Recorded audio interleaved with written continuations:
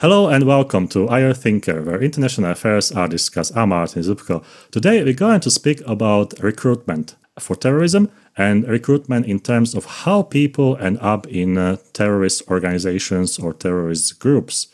It's a very sensitive topic, but it's a very important topic to speak about because usually we speak about the implications or consequences of terrorism, but it's very, very crucial and important to speak about what's happening before a person becomes a terrorist. For this reason, my expert today is Noah Tucker. Hello. Hello, it's a pleasure to be here. Thank you for having me. Noah Tucker is a senior research consultant for the Axis Society, a program associate for the Central Asia program at the Elliott School of International Affairs, George Washington University, and he also holds a Handa studentship at the Handa Center for Study of Terrorism and Political Violence at the University of St Andrews in Scotland. His research focuses on extremist and ethnic violence, on religion, identity, and anthropology. Currently, Noah is conducting research of violent extremist organizations that recruit Central Asians to Syria, Iraq, and Afghanistan. He has 6 years' experience living and working in Central Asia, especially in Uzbekistan, Russia, Kazakhstan, Kyrgyzstan, Georgia. He also co-founded a non-profit education project in Tashkent, Uzbekistan, and served as a director for 3 years, from 2002 to 2005. So Noah is fully qualified to speak about recruitment.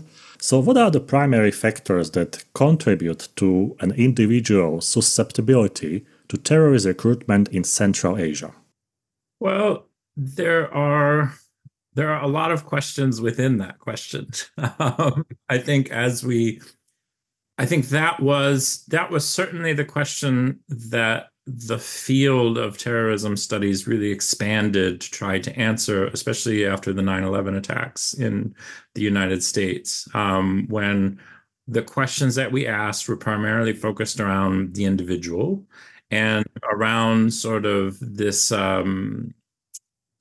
idea of vulnerability, that recruiters come from a position of power and people become vulnerable to being manipulated by them in one way or the other, because of often in the early years they looked at it in terms of like personal shortcomings or personal deficiencies, and then looked at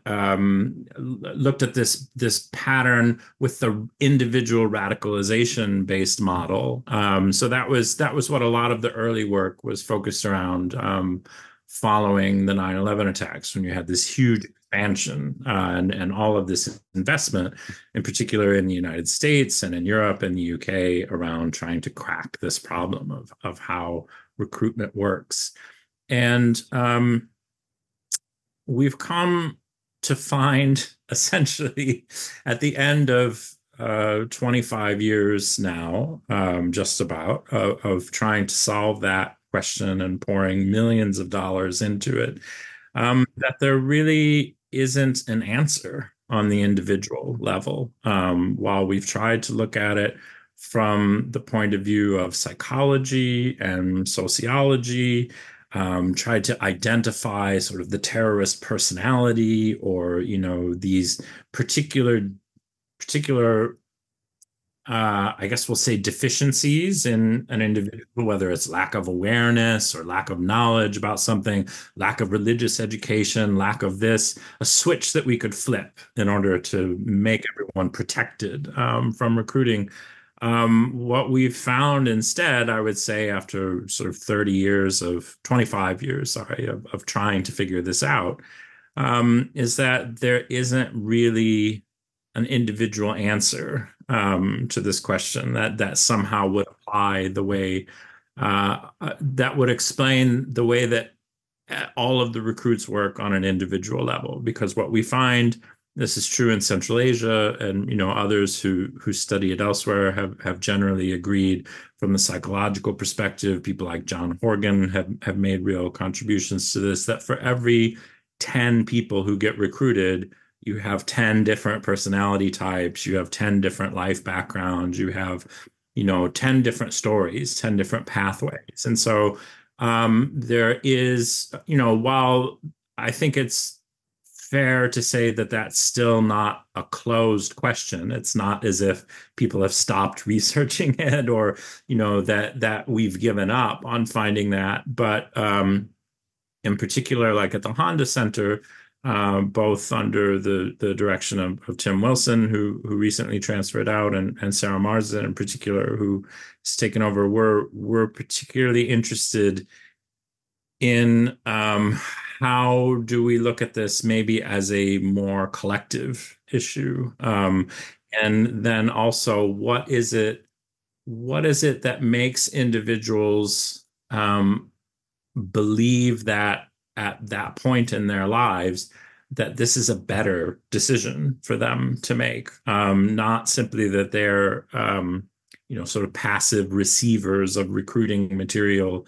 And this is the way in my sort of home turf in Central Asia, this is the way it's often considered. There are these all-powerful recruiters who are masters of psychological manipulation. I've heard people talk about, government officials talk about how it's a kind of hypnotism, like they can spread these messages through Telegram or through YouTube, and people are just helpless. People become sort of helpless victims, zombified, they'll say, in order to follow it. And I think that kind of language, really importantly, has been used to screen a whole lot of political and social problems, that created vulnerabilities on sort of a larger scale.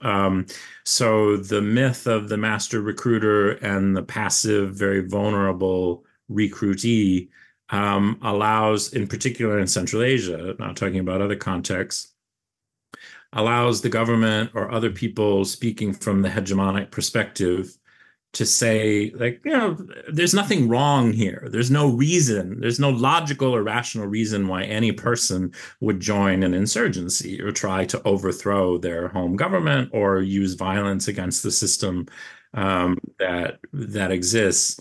Everything is fine here. So anybody who does this must be hypnotized or crazy or fanaticized or something like that. So some of the other work that's gone into this is looking at causal factors from a more group perspective.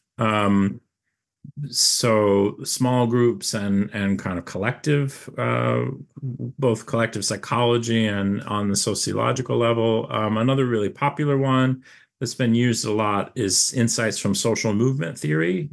So if extremist recruiters are a kind of social movement, what are the tactics that they use to mobilize people to their side that might be similar to things used by other social movements, including radical ones? And then the flip side of that is, what is it that draws people in to a radical social movement of any kind, including and one of the first factors, when we look past just the individual level, is that probably, this is not to say that people are right about this supposition or to justify their choices in doing it, but probably they would not be seeking a radical solution for something unless they saw that they were facing a radical problem. And so it's important, we think, to begin to acknowledge that. And when you speak about groups, how many people, should we imagine when you say group? Because it might be 3 people, it might be 45, So when you research the groups and collectiveness, what sort of people, what amount of people are we speaking about? Well, we're often faced with sort of a dilemma about how to describe this in terms of Central Asia, speaking from my own context. During the mobilization to Syria,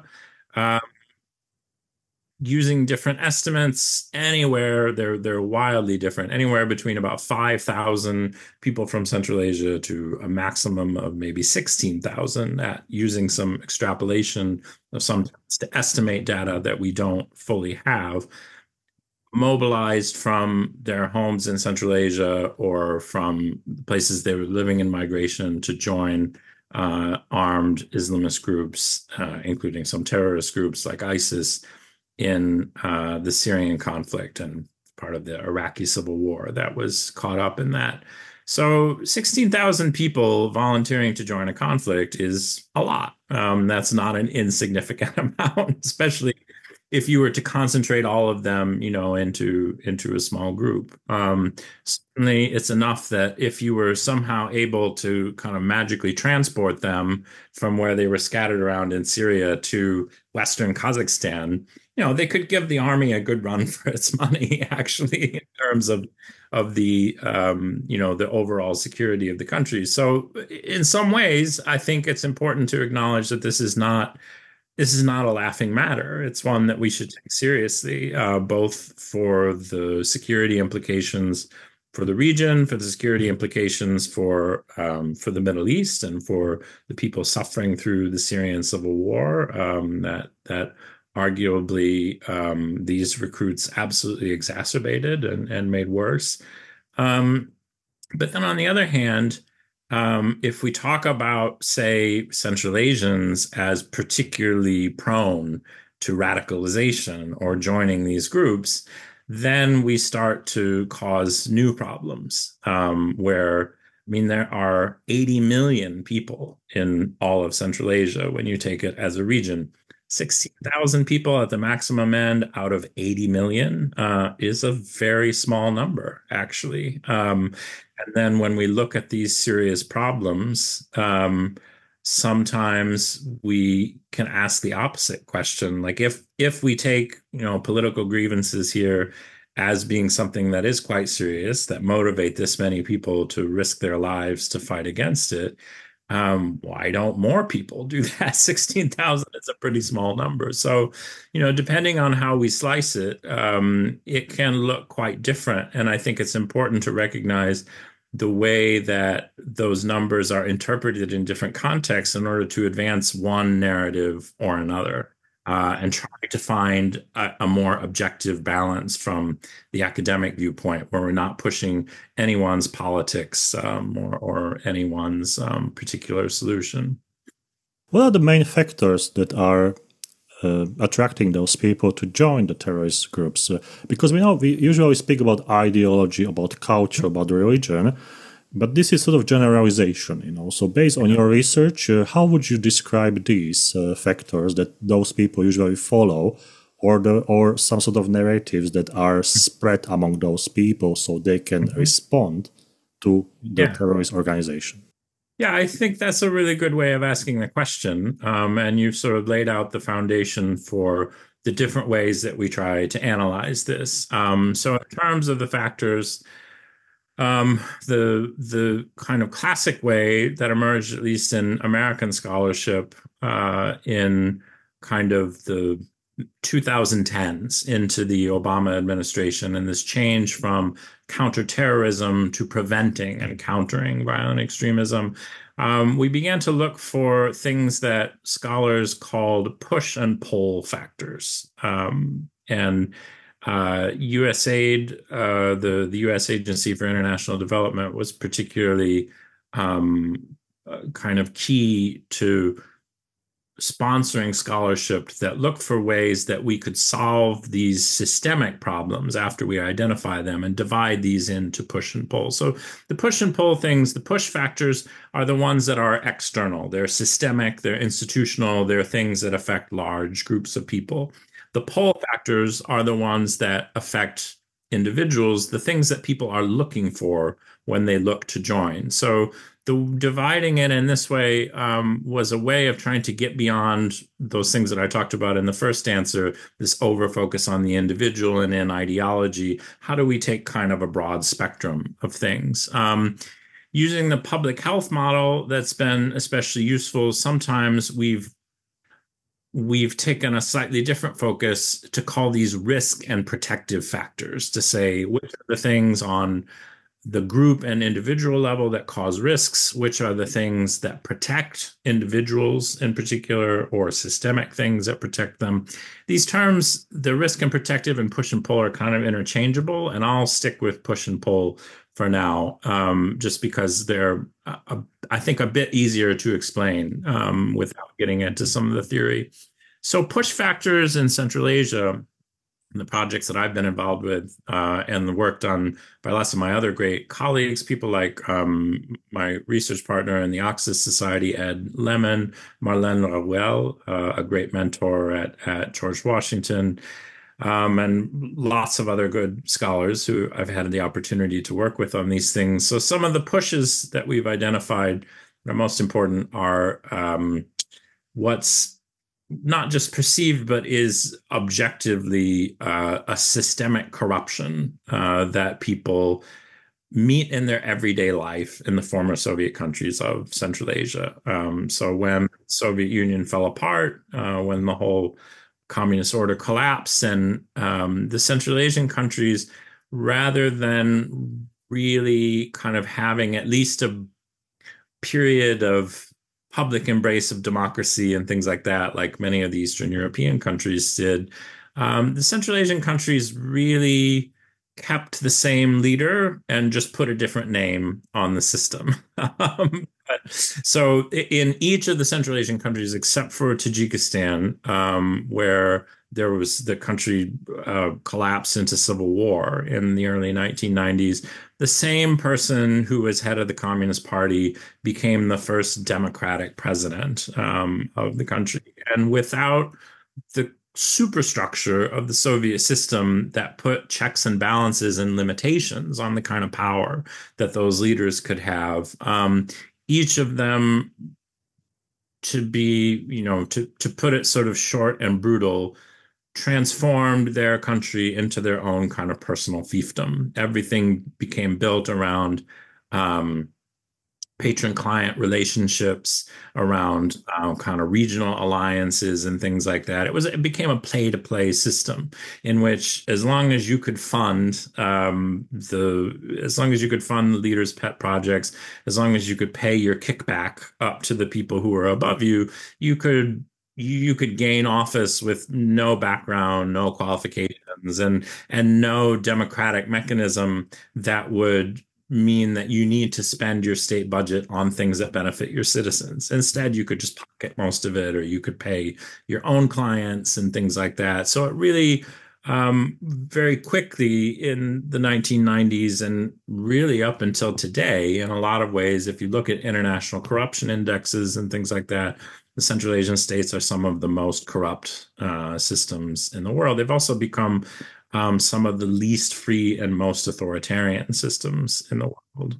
So Turkmenistan, Uzbekistan, and Tajikistan, using the Freedom House rankings, are in the 10 least free states in the whole world. Tajikistan and Turkmenistan now have sunk to the same category as Somalia, Syria, North Korea, and Eritrea. So these are states that essentially get 0 points for their civil and political freedoms.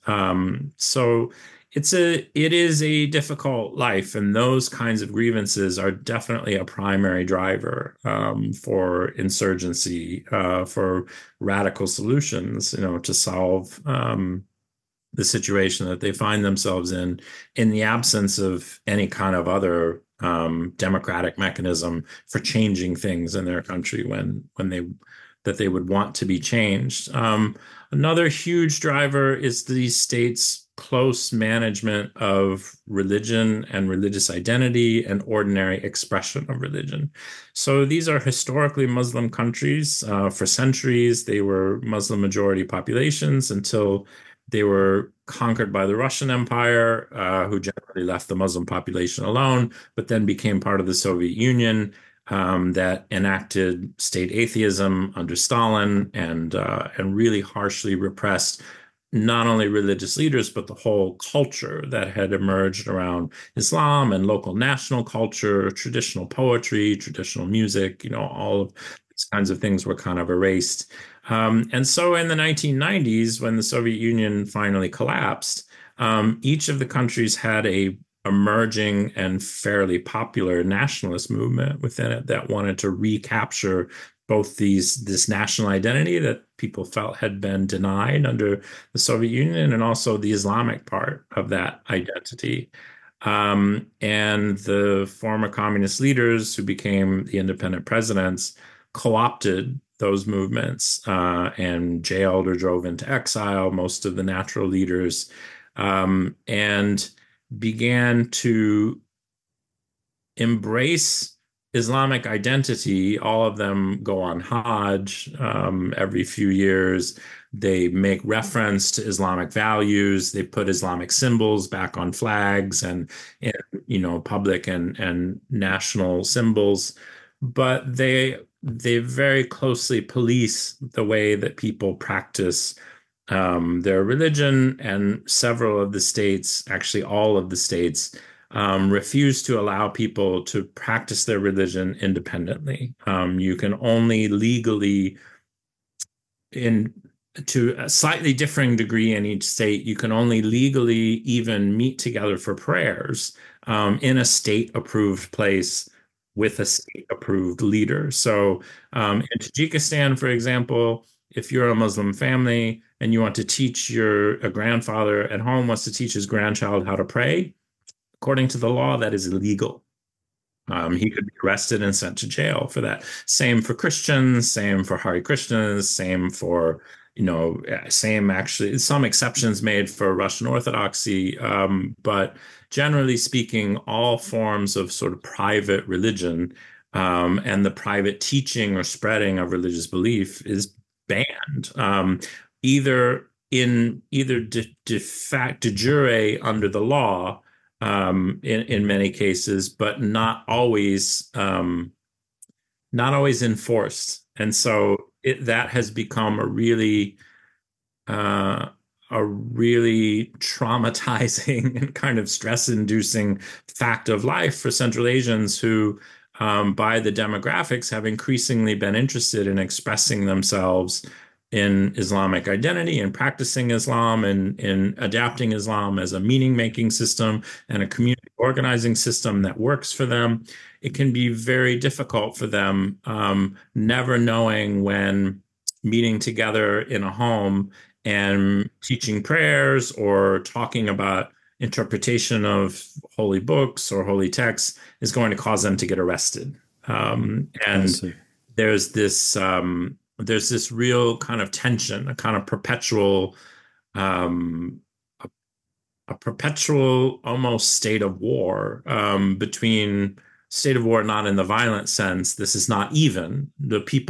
Ordinary people are not by and large going to war with their government, but their government is often going to war with them, in terms of using the really repressive capabilities and apparatus of the state inherited from the Soviet Union to again regulate religion, sometimes in very close to the same way that it was under Stalin 80 years ago. So these are among the primary overall grievances that people are reacting to.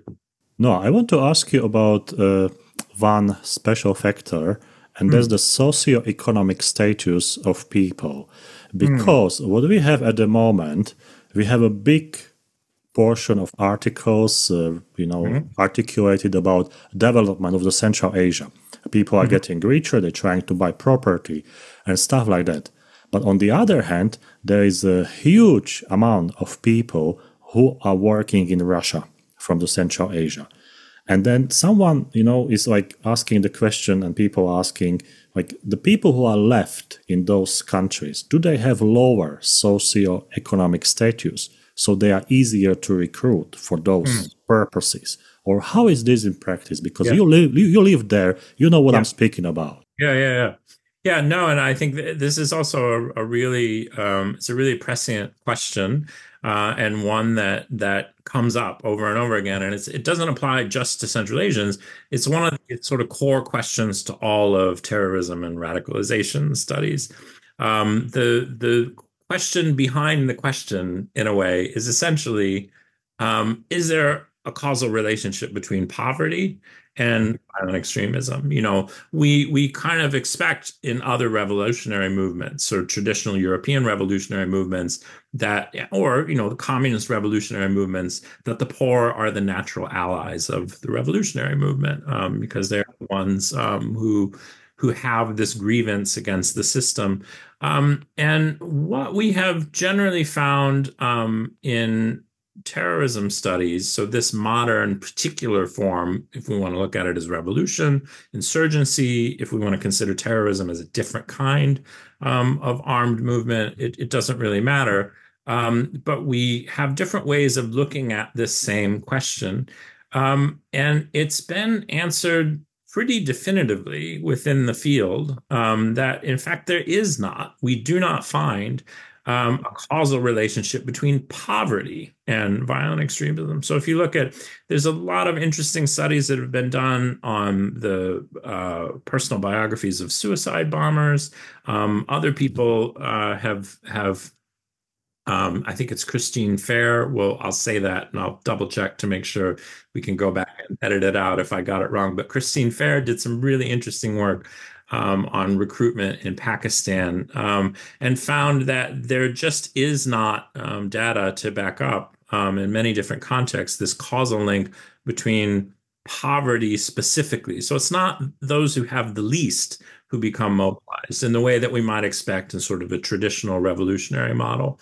What we found in Central Asia, interestingly, is the same thing that scholars like Christine Fair and others have found in other parts of South Asia and the Arab world, that it's not sort of the least of these. It's not the people who are worst off who are attracted to violent extremism. When we look at hotspots, when we look at larger groups or communities, again, on the individual level, it's anybody's guess. It's an individual pathway is their own.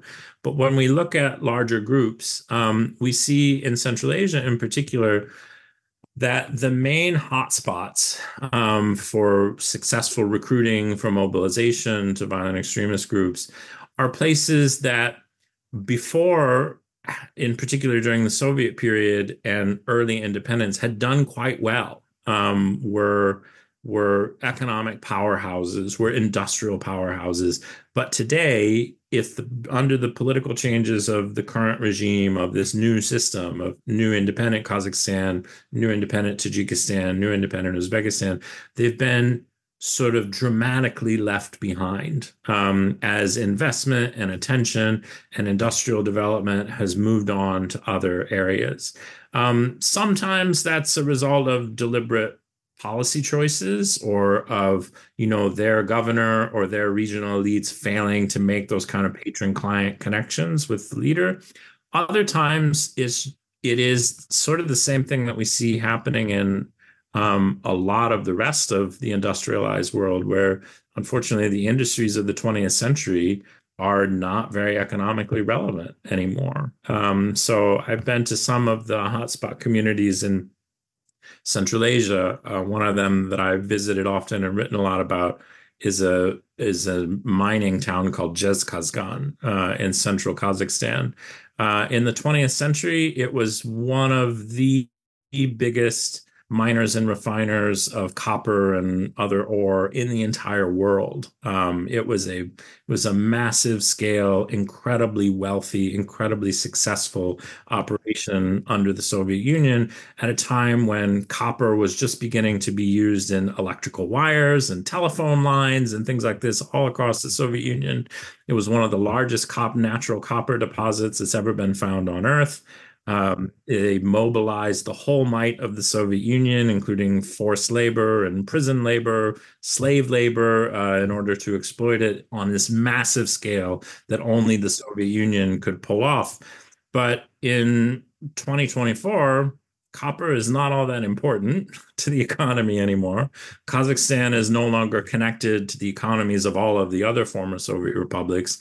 And because of that massive exploitation of the resources that were there, the copper is just dried up. They've used up what was there.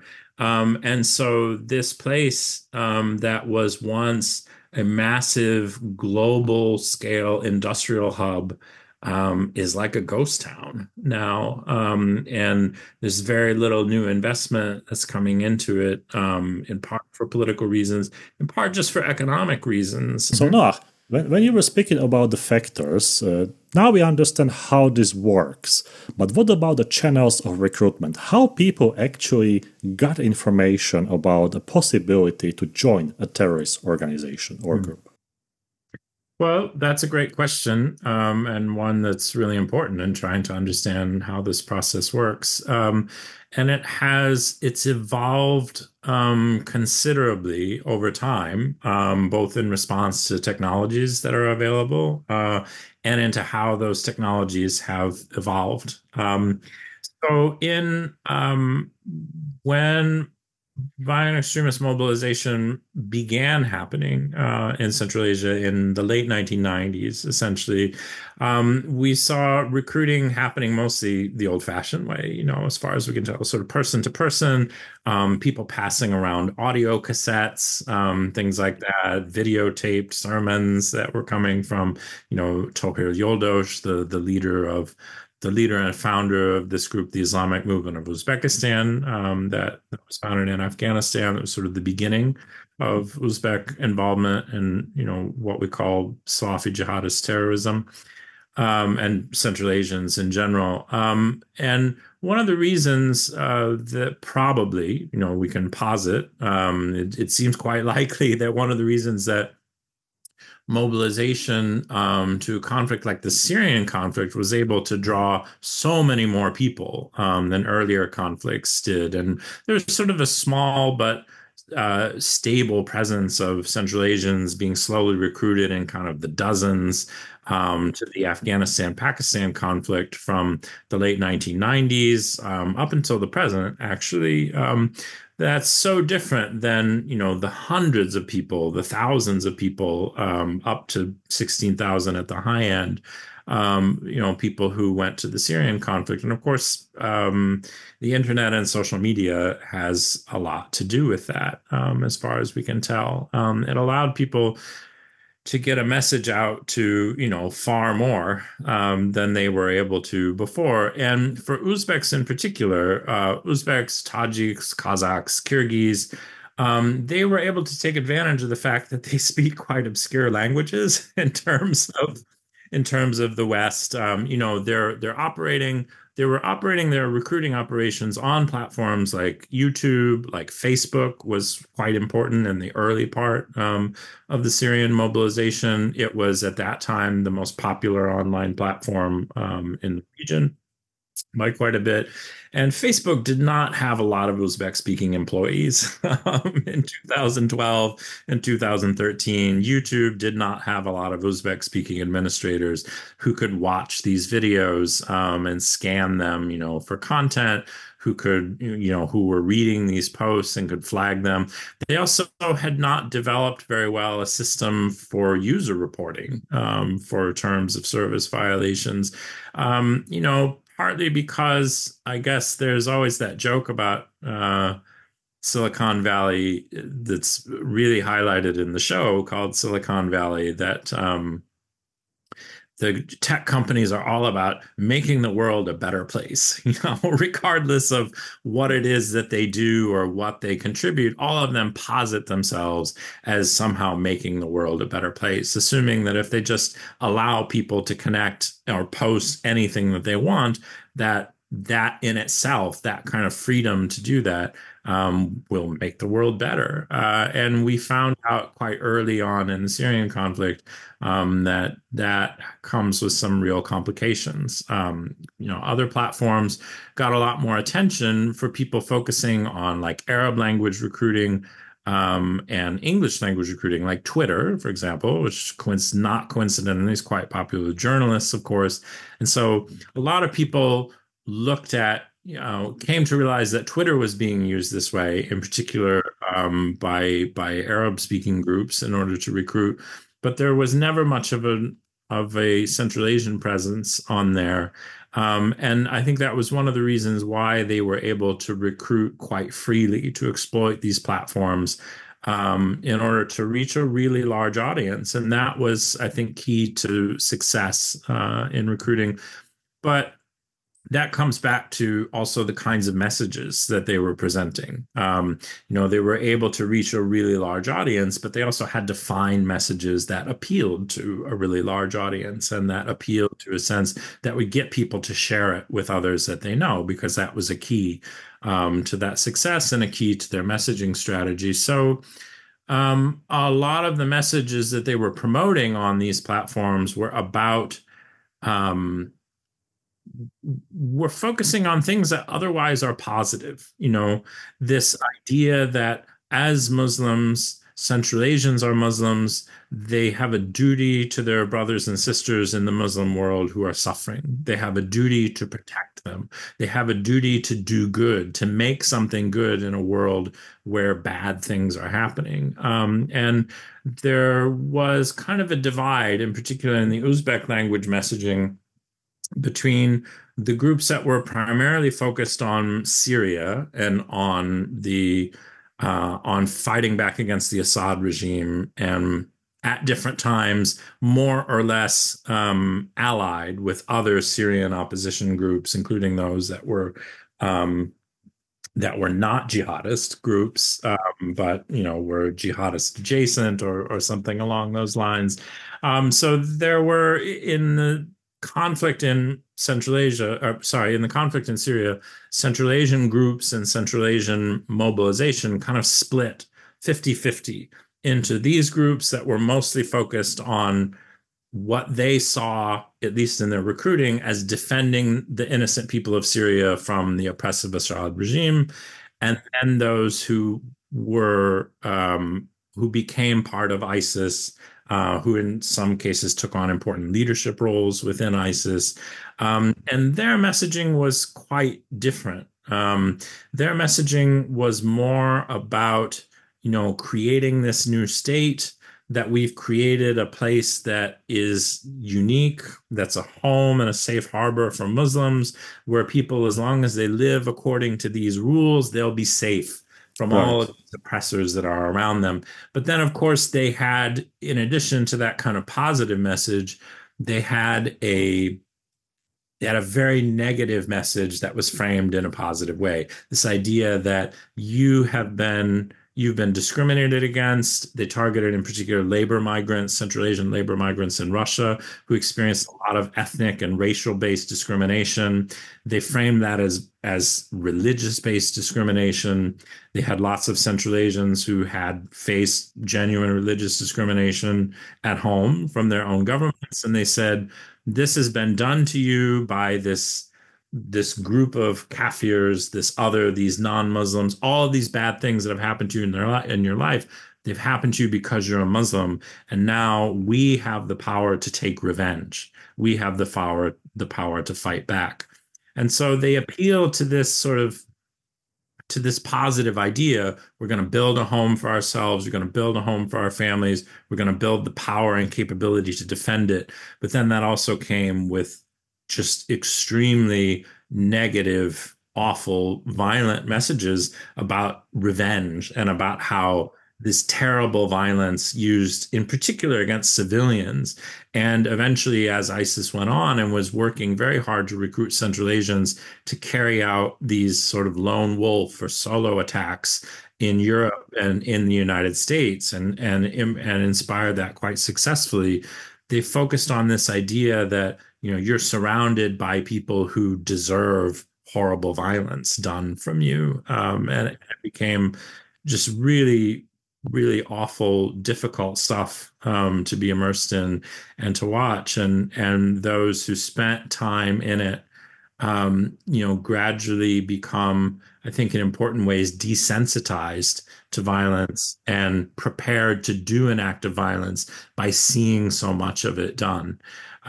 It was really innovative in its time. It was deadly. Unfortunately, it resulted successfully in inspiring some really terrible attacks in New York and Stockholm and Istanbul. In addition to the others that ISIS inspired in Europe and the United States. And it became it was innovative in an important way, but really bleak and awful. No, many students, they always ask, when there is a message that I can join the terrorist organization, and Mhm. those people, they are willing to join, what is happening after they agree? Are they taken to some camps outside of the country, or it's like sort of like there are hidden places where they are like trained or they are told what to do, how to do? How does it work? Do you have any data or maybe you have some research Sure. about it?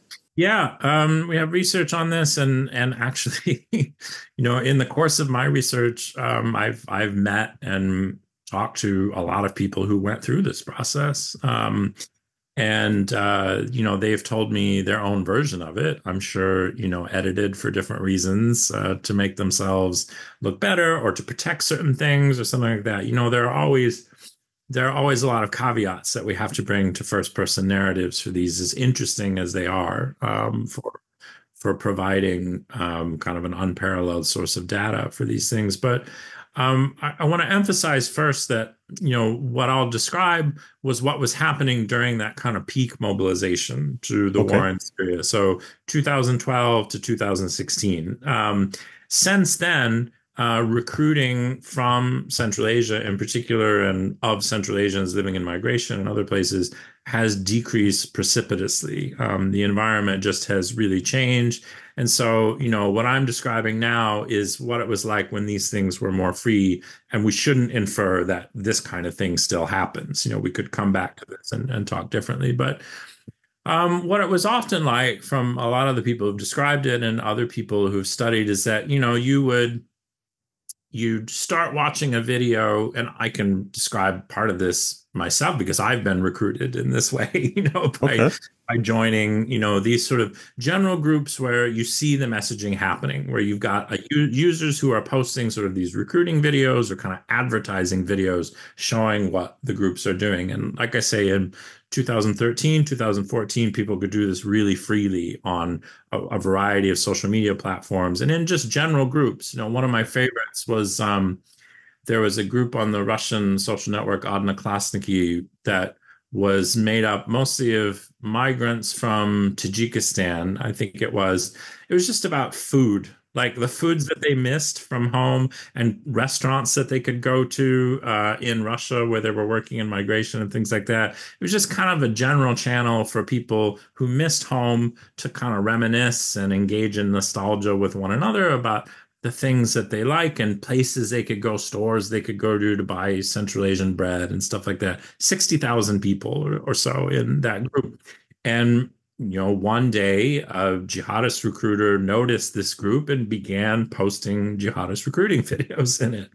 And what they would do often with a group like this is anybody who would interact with that video or show any kind of interest in the material, whether it's negative, whether it's positive, somebody likes it, that recruiter then would use that click on that user's name and follow up and send them a link to say, hey, if you're actually interested in this, here's another site that you could go to that actually shows more information about us. Or, what do you think about this? So just ask them sort of this casual question, using social media, that social part of social media really effectively to do that. And that was the way that I used to get recruited pretty routinely. I did a test one time. I set up a anonymous sort of blank account. It just had a generic name. I subscribed to some general interest Central Asia things and some general interest religious things that were not radical at all.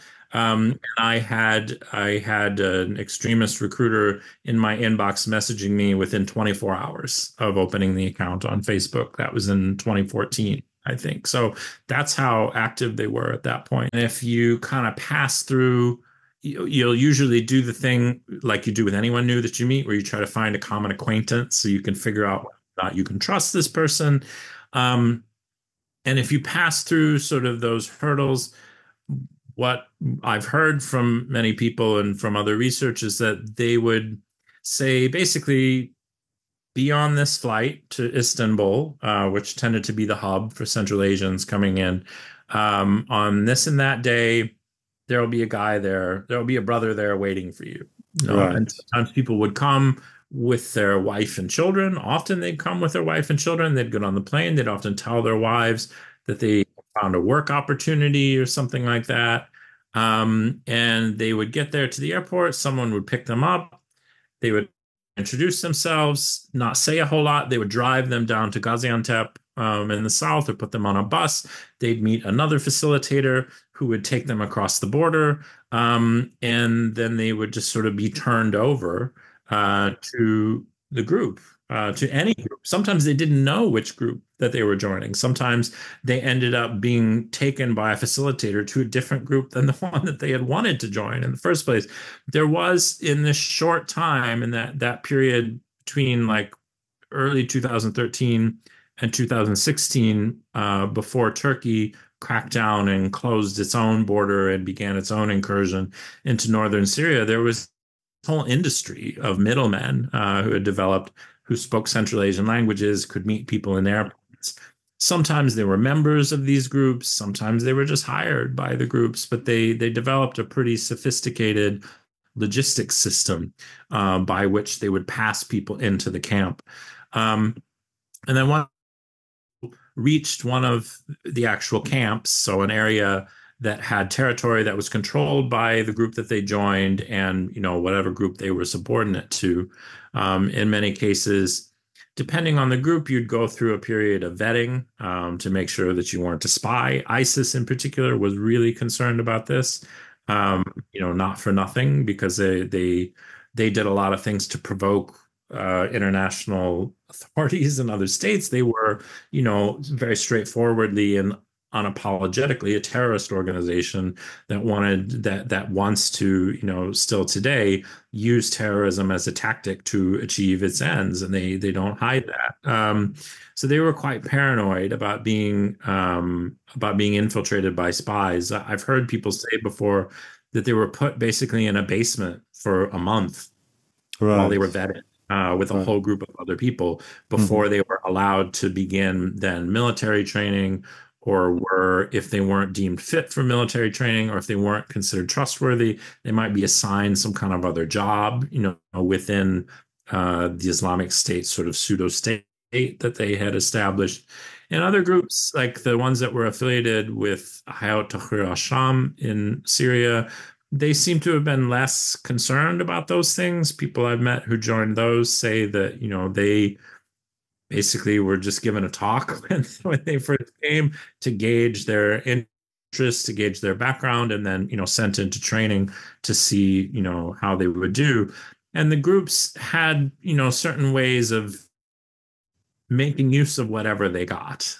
So if, they got somebody who they didn't feel that they could particularly trust, or who they didn't feel could be especially useful, especially further on into the conflict, they might give that person a suicide assignment immediately. Whether the person knew it or not, they may have an explosive vest strapped on them and told what they have to do. They just have to set it off when the car reaches a certain point or something like that. Or in the case of ISIS, we hear a lot of stories of Central Asians in particular being sent on suicide missions that they didn't know were suicide missions, kind of sent to face overwhelming odds, basically to slow down Iraqi federal troops or the Peshmerga who were coming down from the north, to buy ISIS a little bit of time as it worked to evacuate from positions. Now, how does awareness against joining terrorist organization work in Central Asia? Because from those people who live in Central Asia, they know the importance of the community leader, like very important men, in the city or in the village. Then we have online campaigns, even some European institutions, they have some campaigns, people, sorry, but this is not the good idea how to live the life when you join the terrorist group. And there are many narratives, so it's like full internet of those little posters and websites, and NGOs are doing campaigns. And when we read articles, we see like there's tons of materials, that people have and they can read about how terrorist organization works. And despite that, they still join the terrorist organization. So how would you evaluate, based on your experience, based on your living in Central Asia, the quality of those campaigns? Is the money, spent wisely when we finance those things? Or you would, talk about few things that we should really consider? Yeah.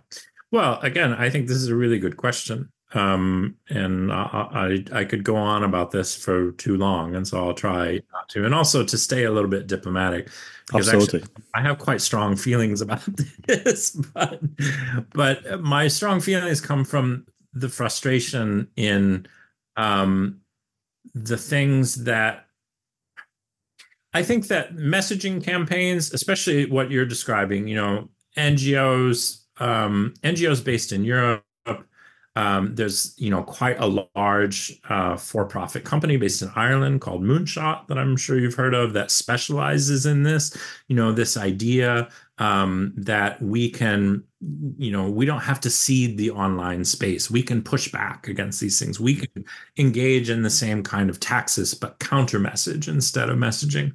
And it's a strategy that has been quite appealing to governments and international organizations. It's one that's gotten a lot of funding internationally. It's one that's gotten a lot of funding in Central Asia.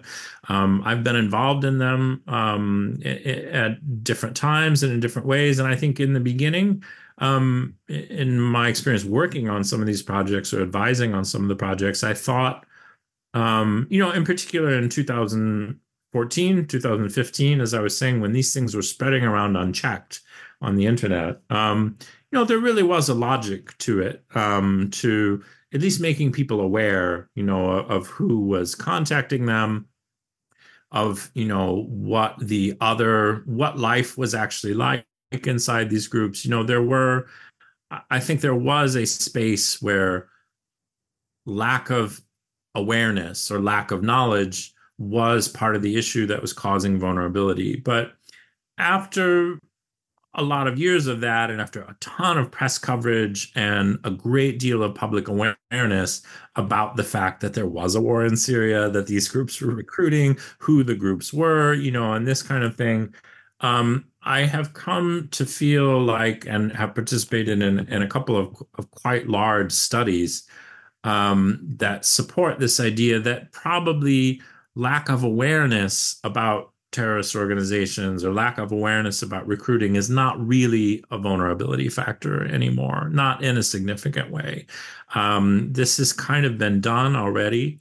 And also the amount of recruiting that's happening online in Central Asia, in particular in Central Asian languages, has just decreased precipitously.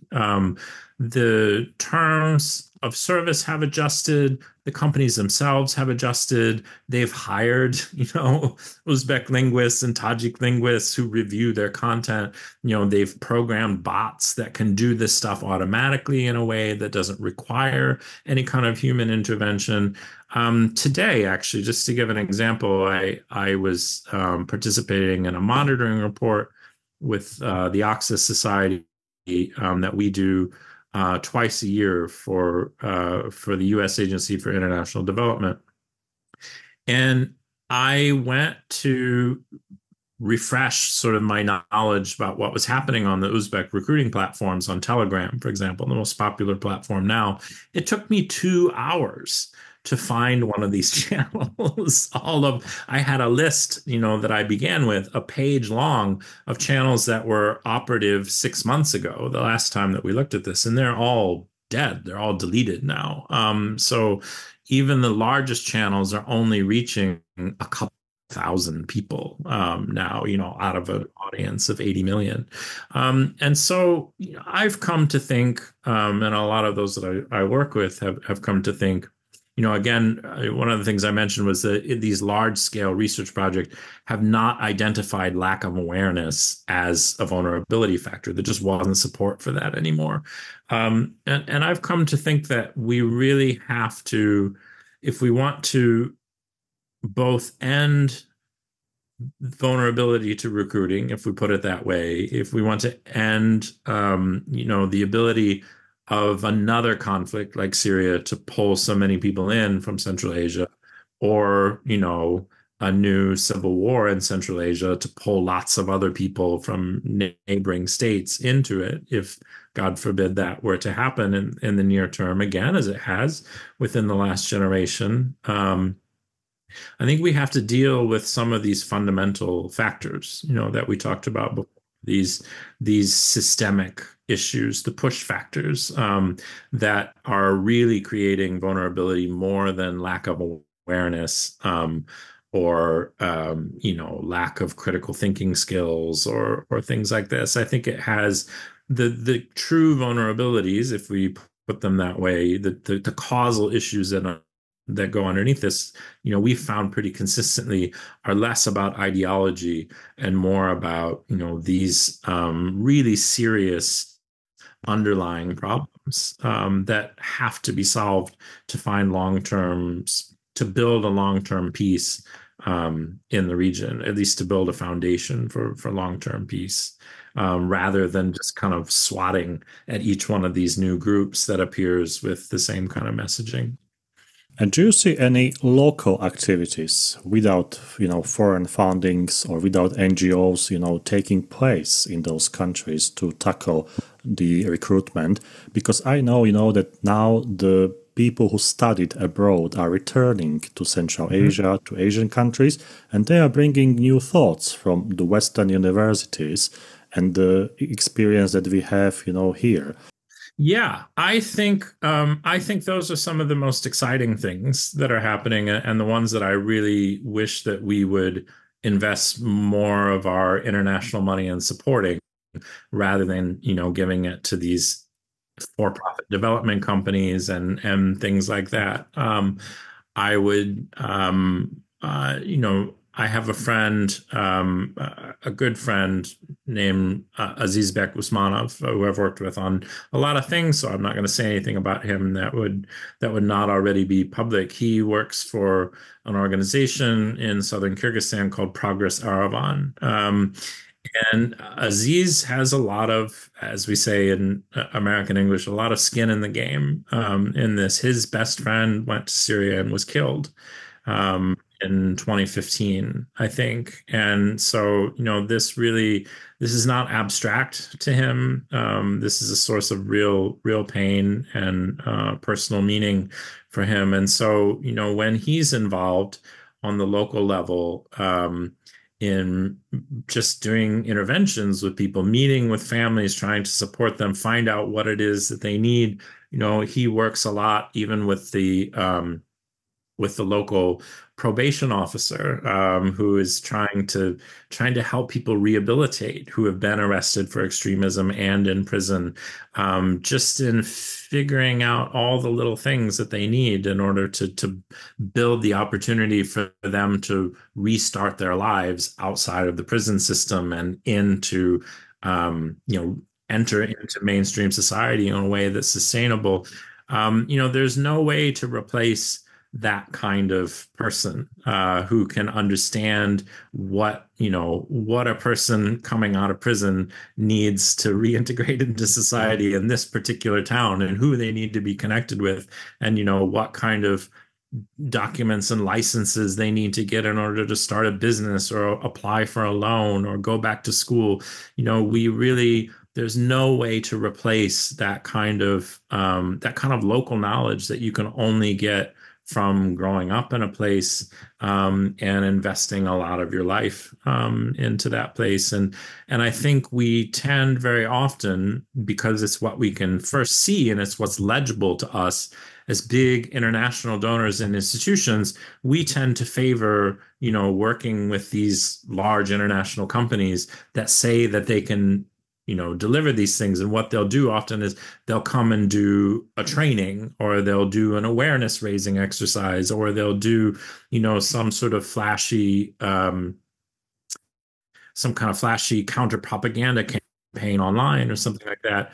But that counter propaganda campaign isn't going to do a whole lot for, that guy who's my friend's neighbor who just got out of prison last week and needs to find a way to reconnect and rebuild his life. It just isn't going to put food on his table, or, be able to reconcile with the rest of his neighbors and build back those relationships in the community that you have to survive in Central Asia, where people really depend on one another a lot more than they can depend on their government, or unfortunately, now on international organizations and their ability to even function there, which has become harder and harder as the years go by. So I really think there are a lot of these local level, there's a lot of this local level activism. There's some really inspiring stuff being done in informal Islamic communities, in mosque communities, and things like that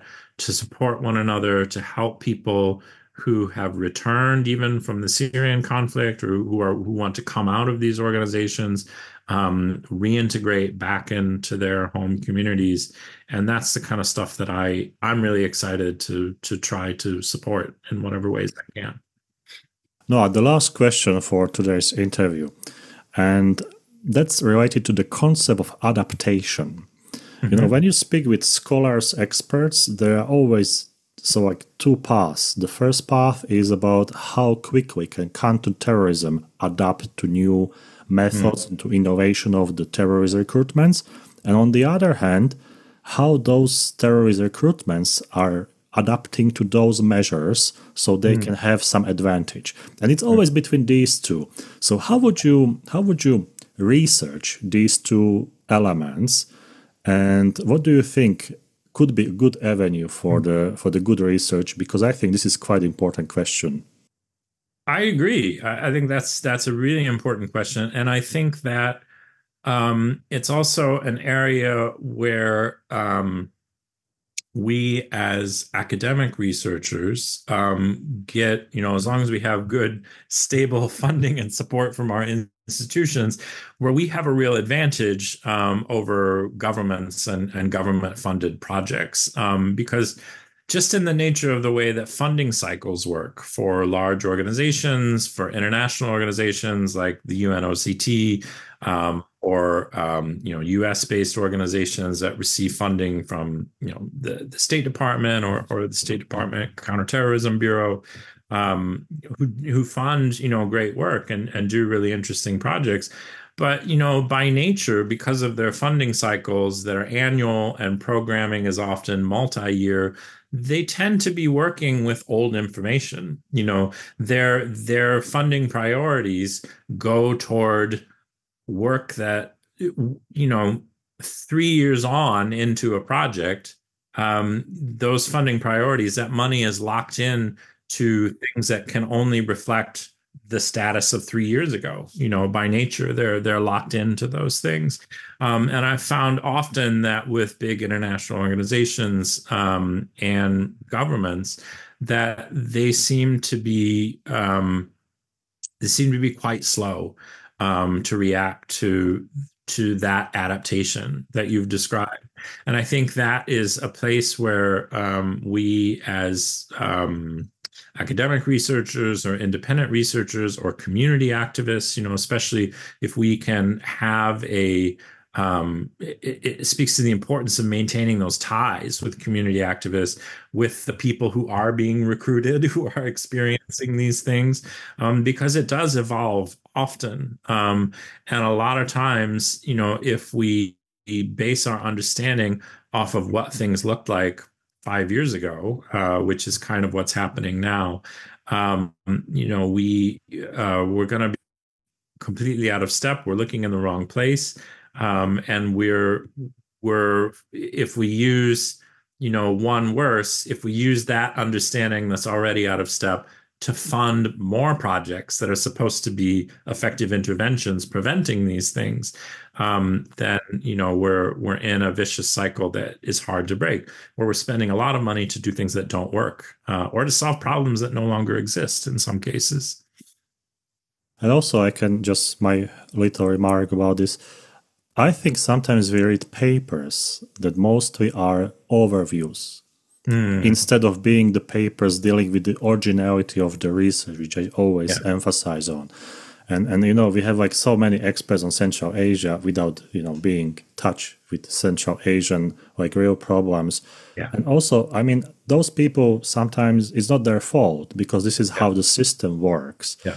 But I think we should have little higher requirements for the originality of the research. Yeah. So also the funding can be directed to the areas where the funding need. Yeah.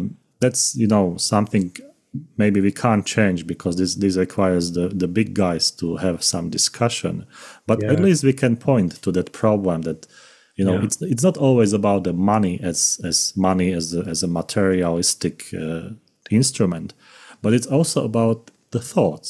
What sort of thoughts can you bring and can you take out of Central Asia?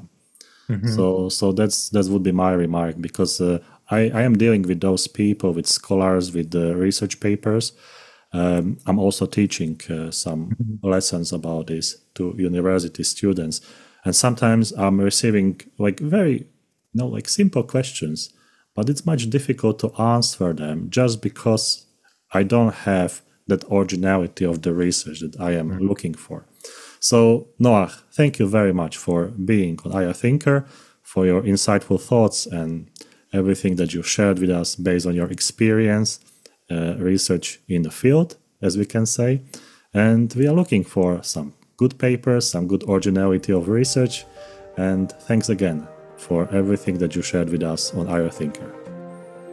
Well, happy to do it, and thanks for having me. I'm really grateful for your interest See and you for next this time. great conversation. I really appreciate it.